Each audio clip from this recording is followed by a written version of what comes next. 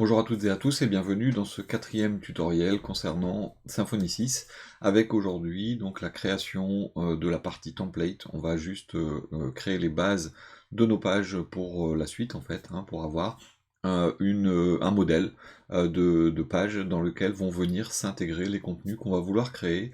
Donc on va se baser sur du HTML, du CSS, du JavaScript aujourd'hui en tout cas. On va inclure tout ça à l'intérieur de nos templates. Donc si je reviens sur le projet sur lequel nous étions pour la création de la base de données, nous avons donc nos différents éléments, et au niveau de Symfony 6, il y a un composant qui est déjà présent par défaut dans nos projets, qui s'appelle Webpack encore. Donc ce composant est indiqué dans la doc comme une façon plus simple d'intégrer Webpack dans vos projets Symfony, Webpack encore. Et donc ça fait venir Webpack qui est une API pour générer les modules JavaScript, le CSS et ainsi de suite. Personnellement, j'aime pas du tout, et bon, il est précisé bien sûr que vous pouvez sans aucun problème utiliser autre chose que Webpack encore. Je crois que ça doit être ici, créer des fichiers statiques dans votre dossier public et les inclure. Donc ça c'est ma préférence personnelle. Je vais retirer Webpack encore parce que j'aime pas du tout le fonctionnement de cet outil. Je n'en vois pas l'intérêt, c'est un avis personnel, et donc je vais le retirer. Donc pour le retirer, en fait, si vous allez dans votre fichier composer.json, vous allez retrouver le bundle Webpack encore qui est ici, pour moi en ligne 44. Donc je vais le retirer. Alors ça va retirer plusieurs choses. Ça va retirer ce qu'il y a dans Assets. Ça va retirer le fichier config package Webpack encore. Et donc ça va retirer bien sûr toutes les dépendances. Donc si je vais dans mon terminal, je vais faire un composer remove Webpack. Encore une fois, si vous souhaitez le garder, il faut que vous appreniez à le faire fonctionner, mais vous pouvez.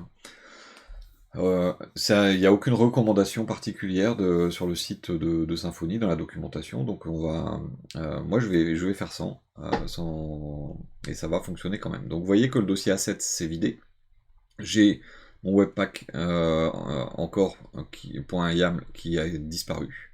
Et donc là, le dossier assets, je peux carrément m'en débarrasser. Voilà. Et je me retrouve donc avec ce projet. J'ai aussi le fichier Webpack qui était à la racine qui a disparu. Donc au niveau de notre création de template ensuite, eh bien si vous vous souvenez, on démarre donc notre serveur en faisant un Symfony serve -d. Alors pour moi je vais mettre le -d histoire qu'il me rende la main sur ma machine. Donc voilà, j'ai démarré, donc j'y ai accès sur 127.0.0.1.8000. Donc si je vais dans ma page 127.0.0.1.8000 que j'actualise, je vais avoir maintenant cette page. Il me dit que j'ai cette page parce que pour l'instant je n'ai pas configuré d'URL pour ma page d'accueil. Donc ce que je vais faire, c'est que je vais créer juste un contrôleur. On verra exactement comment ça fonctionne juste après. Donc on va créer un contrôleur dans notre machine, enfin notre projet, pardon. Donc c'est dans le dossier contrôleur. Et pour créer ce contrôleur, on a plusieurs possibilités. On a une commande du maker, si on veut. Et donc je vais faire un Symfony console make contrôleur. Et je vais suivre avec le nom du contrôleur, donc main controller, le contrôleur principal par exemple. Donc là, ça va avoir fait plusieurs choses. Ça va avoir créé le fichier main controller, mais ça va également dans templates avoir créé un dossier main, avec dedans un fichier index. Donc voilà ce qui s'est passé avec cette commande. Donc Symfony console make controller suivi du nom du contrôleur. Ce main controller, voilà ce qu'il contient. Donc par défaut, les contrôleurs dans Symfony étendent une classe abstraite qui s'appelle abstract controller. Donc cette classe abstract controller va vous permettre d'avoir un certain nombre de services qui sont implémentés par défaut, comme les services de sécurité, tout ce qui est gestion par exemple du Twig, tout ça, ça va être automatiquement injecté. Vous pouvez vous en passer, c'est pas un problème. Par défaut, il est en abstract controller de toute façon. Donc on importe ici la classe elle-même d'abstract controller. On importe également deux classes qui sont response et root.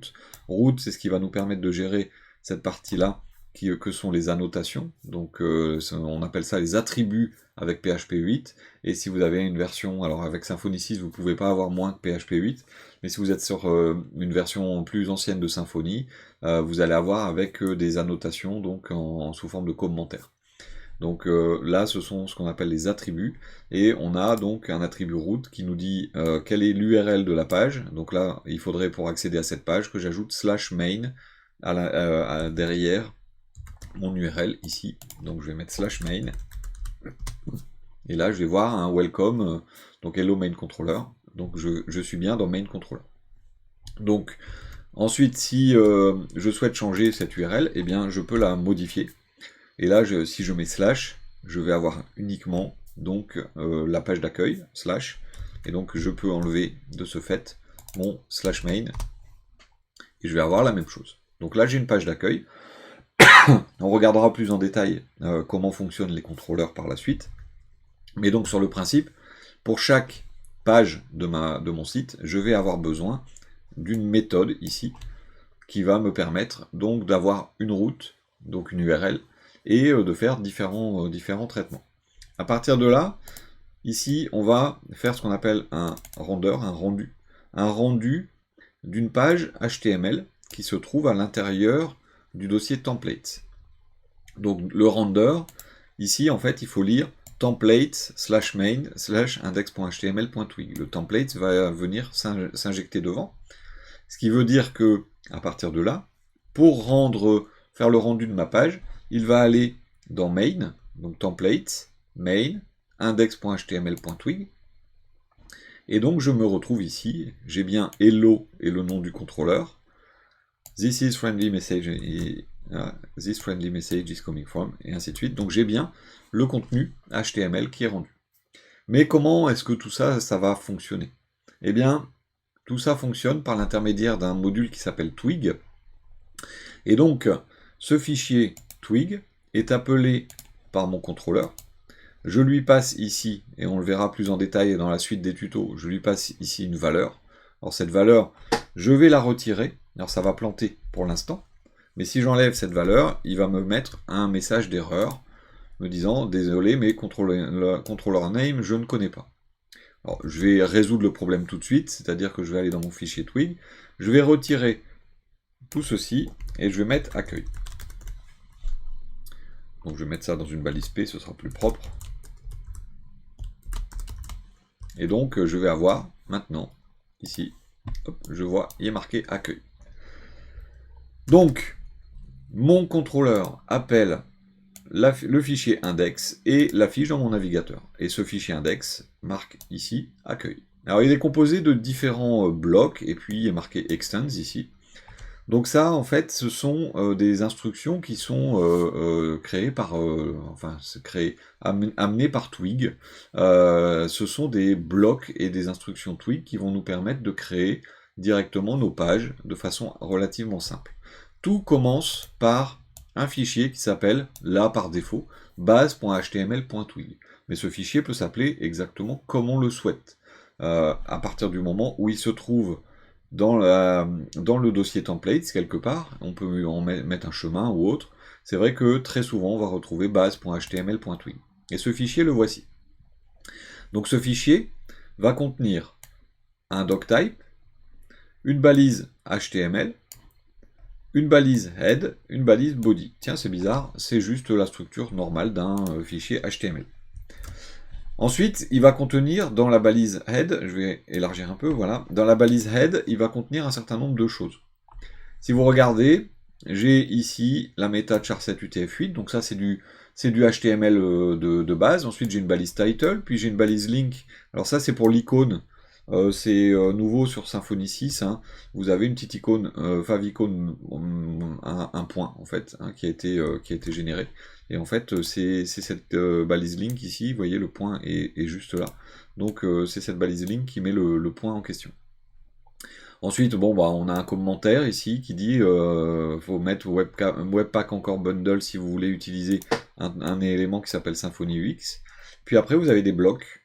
Bloc style sheets avec un truc dedans, bloc JavaScript avec un truc dedans, et on finit le head. Puis on va avoir body, et le bloc body. Donc comment tout ça fonctionne? Eh bien dans le fichier base, vous allez définir la structure de base d'une page HTML de votre projet. Donc là, moi, ce que je vais faire, alors je vais nettoyer un petit peu. Le bloc style sheet, je vais le vider, parce que ça, c'est une entrée de Webpack encore. Le bloc JavaScript, je vais le vider, parce que c'est pareil, c'est Webpack encore. Et donc là, si vous regardez, j'ai en fait dans ma page 4 blocs. Ces blocs sont pour certains, contiennent pour certains quelque chose, pour d'autres sont vides, et donc ils sont précédés d'un accolade %, et ensuite on a le mot bloc, on a un style sheet, un % accolade, et ensuite on a une autre valeur, nBlock. Donc chaque bloc va être ouvert par l'intermédiaire de cette expression, et fermé par l'intermédiaire de cette expression. On peut mettre des choses dedans, ça c'est pas un problème. Donc, vous voyez là il y a marqué welcome.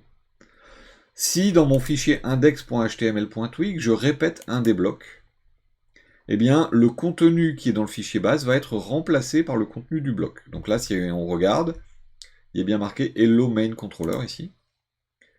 Alors que dans ma balise title sur mon fichier base, j'ai welcome. Eh bien si je n'avais pas mis le bloc title au niveau de mon fichier index, eh bien il serait marqué welcome. Si je mets une balise, hop là, si je mets une balise et que je mets quelque chose enfin un bloc, pardon, et que je mets quelque chose dedans, par exemple accueil, eh bien il sera marqué accueil. Donc vous voyez que c'est assez simple, hein. Le bloc existe dans mon fichier, il va remplacer celui du fichier base, à condition qu'on ait cette ligne. Cette ligne extends indique que mon fichier index est un fichier qui va utiliser les blocs et étendre base.html.twig. C'est-à-dire qu'il va prendre base.html.twig en entier, et à chaque fois qu'il va trouver un bloc avec le même nom dans le fichier base, eh bien, il va remplacer son contenu par ce qu'on lui a demandé juste ici. Donc là, on a le bloc title, donc on met accueil, et on a le bloc body, dans lequel on marque balise P accueil, et donc c'est ce bloc qui est ici, à l'intérieur de la balise body. On n'est pas obligé de l'appeler body, hein. On pourrait l'appeler brouette. Hop là, il m'a pas pris. Hop. Et dans ce cas-là, là, il s'appelle brouette, hein. On met ce qu'on veut. C'est-à-dire que là, bon, bien sûr, il faut une certaine structure. Vous voyez, ça continue à fonctionner. Il faut une certaine structure parce que il faut quand même que les gens qui vont reprendre le projet derrière vous doivent comprendre à quoi sert le bloc en question. Donc body, ça parle. JavaScript, ça parle. Donc, brouette, ça parle pas trop.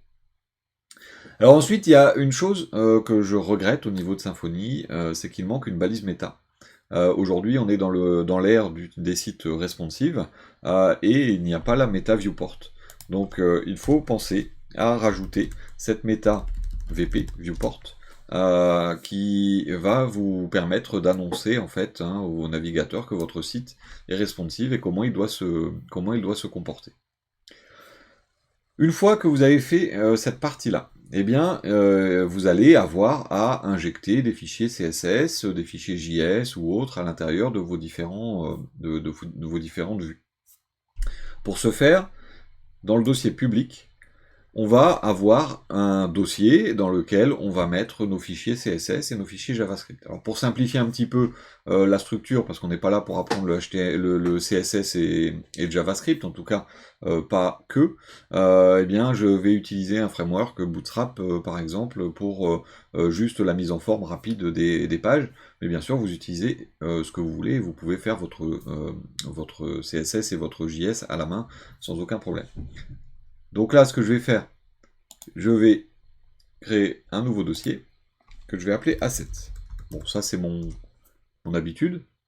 Ensuite, dans ce dossier Assets, je vais créer un nouveau dossier qui va s'appeler CSS pour mettre mon CSS. Et dans ce même dossier Assets, je vais créer un autre nouveau dossier qui va s'appeler JS pour mettre mes JavaScript. Et puis ce que je vais faire, donc je vais aller récupérer donc Bootstrap. Donc Bootstrap, je suis allé sur leur site, Get Bootstrap, je vais faire download, et donc je vais aller chercher les sources. Voilà, donc c'est le 5.1.3 à ce jour. Je vais extraire vers... tiens, bah j'ai déjà... C'est vrai que j'avais déjà extrait.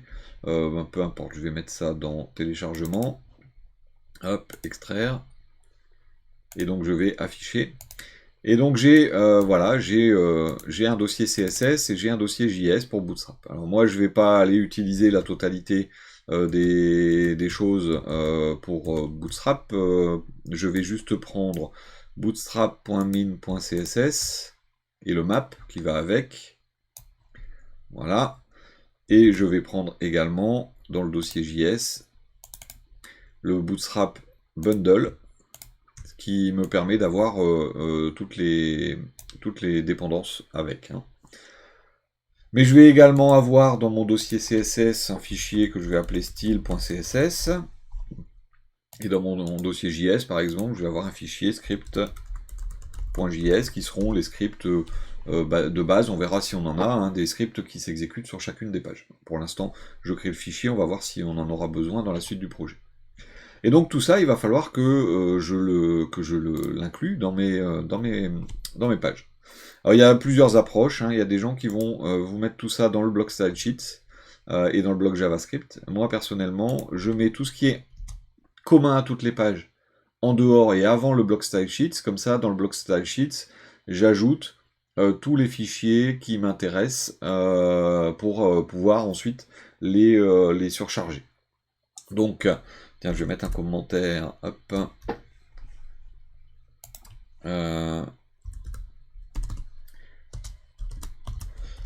Là, c'est les feuilles de style.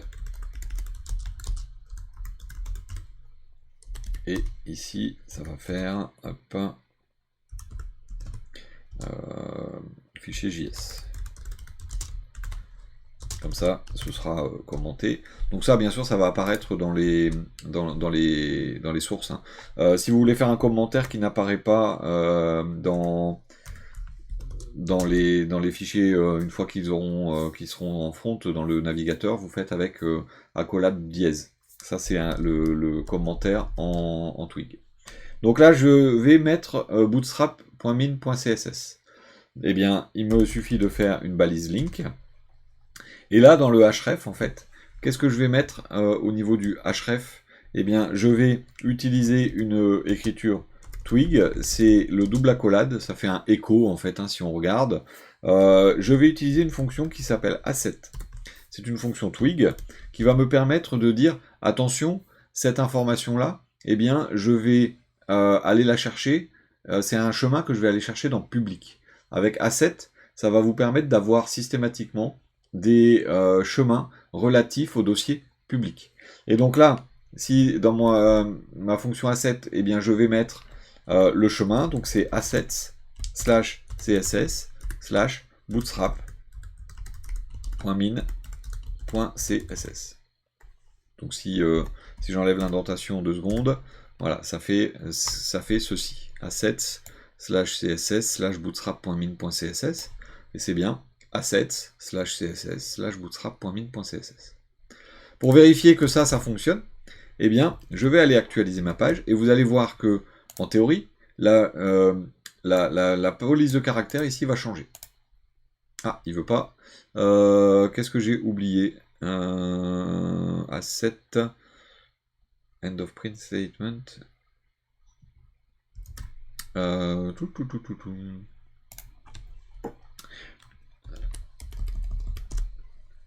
Ouais, j'avais un caractère un peu bizarre là, donc c'est bon, il est parti. Donc ça c'est surprenant, il y a eu un petit bug, voilà. Donc j'ai la police de caractère qui a changé. Donc il y a eu un petit bug dans l'éditeur, je sais pas pourquoi. Il y avait un petit cadre jaune comme un peu là. Donc c'est un peu bizarre. Donc là, j'ai mis mon link. Et donc, je suis allé chercher le fichier bootstrap.min.css. Ensuite, je vais mettre entre deux mon block style sheet. Et je vais refaire un autre link. Et dans ce link, eh bien, je vais mettre asset. Et de la même façon, assets /css /style.css. Donc c'est l'approche que j'utilise moi. Vous n'êtes pas obligé de l'utiliser. Et en fait, je viendrai mettre dans le block style sheet des pages qui m'intéressent, tout ce dont je vais avoir besoin en plus comme fichier CSS. Ce qui fait que dans mon fichier à moi, style.css, je pourrai toujours surcharger tout ce qui sera mis dans le block style sheet. Et ce que je mettrai dans le block style sheet pourra surcharger ce qui a été mis dans le fichier de Bootstrap. Donc je pourrai utiliser potentiellement des composants complémentaires de Bootstrap. Donc c'est une approche, vous choisissez celle qui vous intéresse. Je vais faire pareil avec les fichiers JavaScript, sauf que c'est avec une balise script src. Et donc là je vais faire pareil, asset, hop. Et je vais mettre assets /js / et bootstrap.bundle.min.js. Et là, je n'oublie pas une chose, c'est de mettre l'attribut defer. Pourquoi? Parce que je suis dans le head, et Bootstrap, il ne faut pas que son JS démarre avant d'avoir chargé le DOM. Et donc defer va déclencher le chargement l'exécution du JS juste avant l'événement DOM Content Loaded. Et donc là, je vais faire pareil avec style script.js.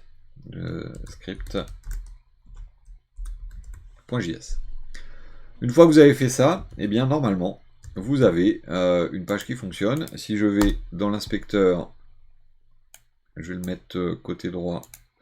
Hop. Je vais le zoomer un peu quand même, hein, parce que ça va être petit. Et si je vais sur réseau, eh bien normalement, il doit vous charger. Voilà. Tiens, bootstrap.bundle.min.js, il n'y est pas. J'ai fait une faute de frappe. J'ai pas pris le min. Ah voilà, j'ai pas pris le fichier min. Bootstrap.bundle.min.js, c'est celui-là. Voilà, et je vais supprimer ces deux-là. Hop, ça c'est remonté, voilà. Bootstrap.bundle.min.js. Toujours vérifier si vos assets se chargent. Voilà. Donc là j'ai un 200, Bootstrap min un 304, c'est normal. Bootstrap bundle 200. Donc voilà, et mes assets se chargent, donc ça passe sans problème. Donc vous voyez, si je n'avais pas vérifié, je me serais dit tout à l'heure, bah, pourquoi mon menu ne fonctionne pas? Parce que je vais mettre une barre de navigation. Donc là maintenant j'ai ma page d'accueil, donc index ici. Je pourrais très bien ici mettre bienvenue. Donc tiens, je vais mettre un H1 site i-commerce. Voilà, et hop, bienvenue dans notre boutique.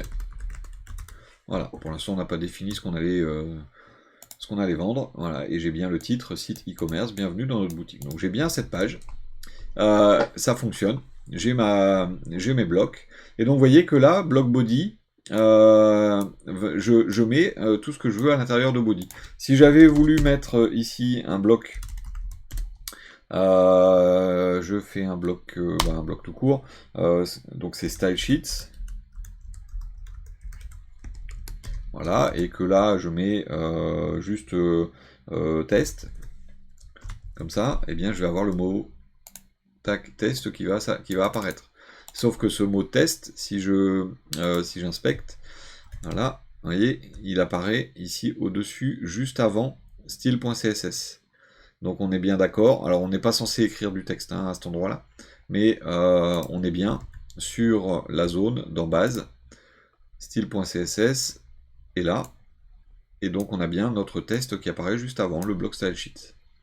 Donc on fera hein, des injections d'autres fichiers JS et CSS. Maintenant qu'on a fait ça, eh bien, il peut être utile dans notre fichier base d'avoir des choses qui sont quasiment identiques partout. Par exemple, je peux avoir une barre de navigation. Donc la barre de navigation, identique partout, on peut imaginer que je vais la mettre là dans Body. Alors je vais prendre la barre de navigation par défaut de Bootstrap. Donc je vais aller dans la doc, Components, je vais prendre navbar. Voilà, et donc je vais prendre juste le code ici, copie, donc vous voyez, ça va ressembler à ça. Et je vais aller coller ça dans mon fichier base. Voilà. Alors pour l'instant, je mets pas ça forcément très bien en forme, histoire de... Voilà, alors je vais peut-être même mettre le document en forme, voilà. Donc j'ai ma navbar, j'ai juste copié-collé. Et donc si je vais ici dans ma page, voilà, j'ai ma navbar qui apparaît. Donc j'ai bien, avec les drop-down et tout fonctionne. Donc à partir de là, vous pouvez vous dire, bah tiens, ouais, ça serait bien que je fasse différentes choses, et puis par exemple, que vous ayez sur le bas un footer. Et donc les classes de Bootstrap, hein, je vous invite à réviser éventuellement Bootstrap. On va faire par exemple un classe égale. Alors pour l'instant, je vais faire des choses un peu basiques. On va avancer dans le projet et faire un petit peu d'autres choses. Je vais mettre un container fluide avec un fluide. Oh là, j'écris en verlan. Fluide et bg-light. Voilà, avec à l'intérieur une div qui aura une classe row. Ah, j'ai mis dire. Oh là, ça va pas aujourd'hui. Hop, div classe row. Et puis, je vais faire, tiens, des sections en col.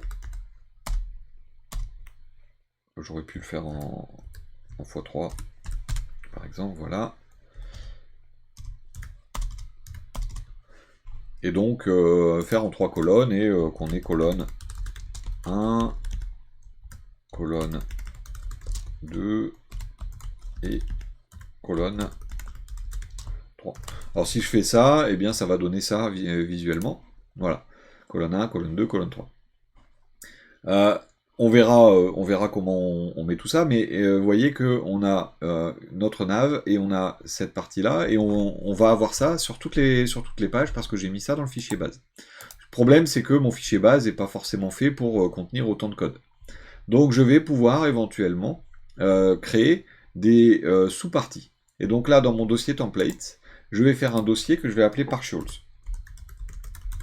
Bon, alors je l'appelle comme je veux, hein. Moi c'est une habitude que je mets un underscore histoire de dire qu'on va inclure le contenu qui est dans partials dans d'autres pages. Et je vais créer donc un nouveau fichier que je vais appeler nav avec un underscore .html.twig. Je mets l'underscore encore une fois pour dire que le fichier va être injecté dans d'autres pages. Et je vais faire un autre fichier footer.html.twig. Voilà. Et donc, dans nav, je vais mettre le contenu de ma navbar, tout simplement. Donc je vais prendre toute la nav. Hop. Ah oui, il indente avec des... C'est bizarre qu'il indente avec des tabulations, mais c'est pas grave. Hop, je vais prendre nav. Je vais coller. Voilà. Donc j'ai bien ici les... la nav elle-même, le code. Et si je vais dans le fichier base, je vais reprendre footer. Hop, et je vais aller dans footer.html.twig et je vais mettre donc mon footer. Donc une fois que vous avez votre footer et votre nav, c'est bien, mais là maintenant dans ma page je ne vais plus rien avoir. Ce qui est logique. Maintenant ce qu'il va falloir faire c'est dire, eh bien, avant mon bloc body je veux la nav, eh bien pour ce faire, je vais faire un include, et je vais lui dire que je vais aller chercher dans partials, je vais aller chercher nav.html.twig. Et en faisant ça, je lui dis, au-dessus de ma balise body, tu m'inclus ma nav. Et maintenant, je vais faire la même chose après mon bloc body. Donc je peux éventuellement espacer un petit peu. Et là, je vais mettre partials et je vais lui dire, tu vas me chercher footer.html.twig. Et en ayant fait ça, hop, j'ai mon footer qui arrive également. Donc voilà pour les imports. Alors bien sûr, il y aura un petit peu plus de choses à faire. Alors je vais reprendre l'indentation parce qu'elle n'a pas été... j'aime pas comment c'était présenté.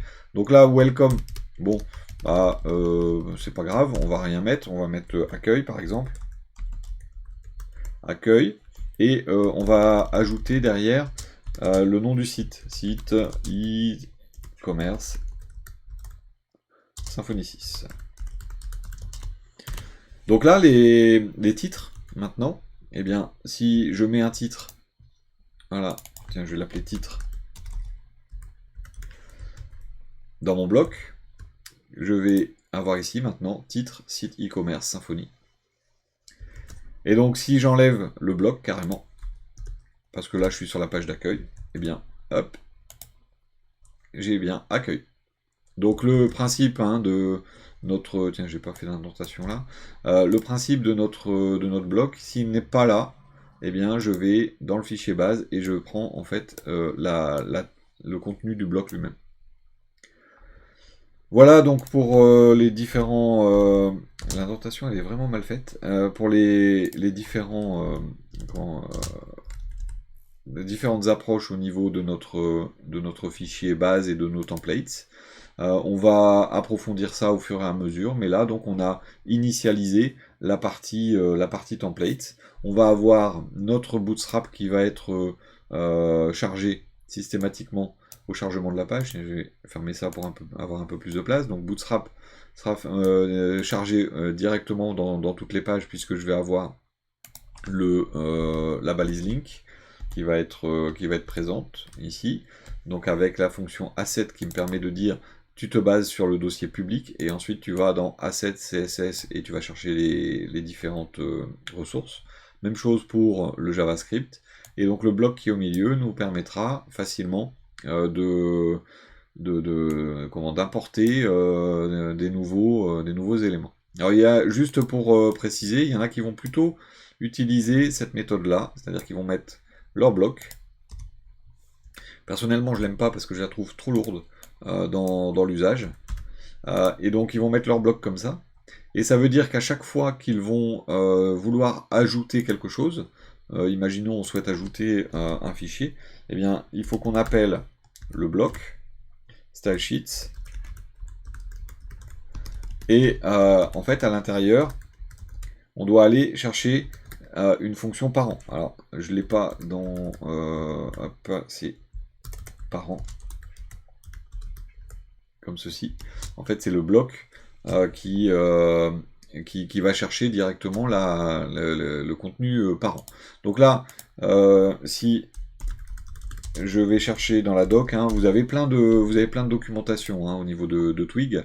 Et donc là, en mettant comme ça parent, vous pouvez aller chercher le contenu du bloc dans le fichier base. Donc là, si je vais zoomer un peu, si j'ai mon fichier base qui est étendu, alors là ils ont mis que pour un HTML, j'ai dedans un bloc sidebar, j'ajoute quelque chose et je mets le parent. Alors le parent je peux le mettre avant, après ou au milieu, peu importe, mais le parent c'est le fichier, c'est le bloc qui est à l'intérieur de base.